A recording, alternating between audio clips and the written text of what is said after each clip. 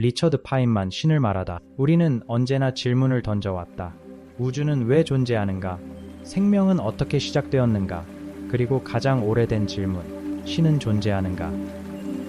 20세기 최고의 물리학자 가운데 한 사람인 리처드 파인만은 이 질문을 피하지 않았다. 그러나 그는 종교를 공격하기 위해 과학을 사용하지도 않았고, 과학을 신앙의 대체물로 만들지도 않았다. 그가 끝까지 지키려 했던 것은 단 하나, 모른다는 사실을 인정하는 용기. 오늘 우리는 파인만이 남긴 생각을 따라가 보려 한다. 사람들은 흔히 두 부류로 나눈다. 신을 믿는 사람과 믿지 않는 사람.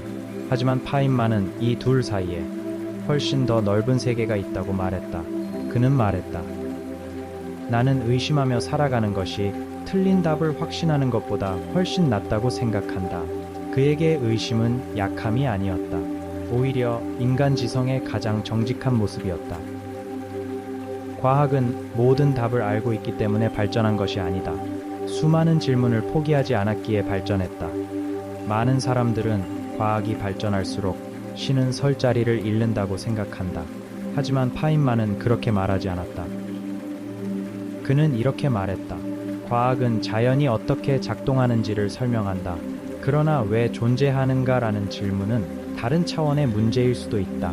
중력이 행성을 움직이는 이유를 설명한다고 해서 우주의 존재 이유까지 설명되는 것은 아니다. DNA가 생명의 원리를 설명한다고 해서 삶의 의미까지 결정하는 것도 아니다. 과학은 어떻게를 탐구한다. 그러나 왜 라는 질문은 여전히 인간 앞에 남아있다. 파인만은 꽃을 바라보며 말했다. 예술가는 꽃의 아름다움을 본다. 과학자는 꽃의 세포를 본다. 광합성을 본다. 분자의 구조를 본다. 그러나 그것이 꽃을 덜 아름답게 만들지는 않는다. 오히려 더 놀랍게 만든다. 우주의 별도 그렇다. 은하도 그렇다. 전자 하나의 움직임조차도 경이롭다. 과학은 신비를 없애는 것이 아니라 신비를 더욱 깊게 만든다. 파인만은 독단을 경계했다. 종교의 독단도 과학의 독단도. 그는 말했다. 과학은 항상 틀릴 가능성을 인정한다. 새로운 증거가 나타나면 이론은 수정된다. 그래서 과학은 발전한다. 그렇다면 우리 삶도 그렇게 살아야 하지 않을까? 확신보다 겸손하게, 결론보다 질문을 사랑하며 사람들은 파인만에게 물었다. 당신은 무신론자인가? 그러나 그는 그런 단순한 분류를 좋아하지 않았다. 그는 스스로를 알지 못하는 것을 인정하는 사람이라고 표현했다. 그는 신의 존재를 증명할 수도 부정할 수도 없다고 생각했다. 왜냐하면 증거가 부족하기 때문이다. 하지만 그는 말했다. 모른다고 말하는 것이 거짓 확신을 갖는 것보다 훨씬 정직하다. 이것이 바로 파인만 철학의 핵심이었다. 어느 날 밤 하늘을 올려다본다. 수천억 개의 별, 그 별마다 또 다른 행성, 그리고 그 가운데 작디 작은 지구, 그 위에서 인간은 자신의 존재 이유를 묻는다. 파인만은 바로 그 질문 자체가 아름답다고 생각했다.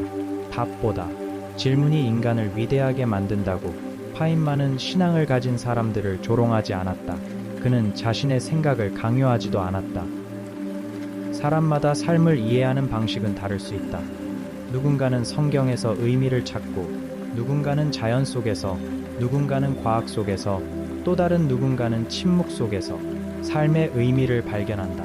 그는 서로 다른 생각을 존중하는 태도를 중요하게 여겼다. 인류는 원자를 쪼갰다. 달에도 갔다.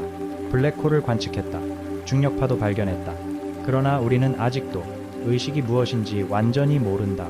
우주가 왜 시작되었는지도 모른다. 시간이 왜 존재하는지도 모른다. 모르는 것이 아는 것보다 훨씬 많다. 파인만은 바로 그 사실이 인간을 겸손하게 만든다고 말했다. 신은 존재하는가? 누구도 쉽게 답할 수 없다. 하지만 파인만은 우리에게 더 중요한 질문을 남겼다.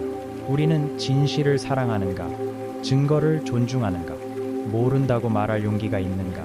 그리고 끝없이 질문할 용기가 있는가? 과학은 신앙의 적이 아닐 수도 있다. 신앙 역시 과학의 적일 필요는 없다. 둘 모두 인간이 진실을 향해 걸어가는 서로 다른 길일지도 모른다. 리처드 파인만은 우리에게 하나의 결론이 아니라 하나의 태도를 남겼다. 나는 확신보다 호기심을 선택하겠다. 그리고 어쩌면 인류가 앞으로도 가장 오래 간직해야 할 덕목은 바로 그 호기심일 것이다. 질문하는 인간, 의심하는 인간, 배움을 멈추지 않는 인간. 그것이 리처드 파인만이 우리에게 남긴 가장 위대한 유산이다. 감사합니다.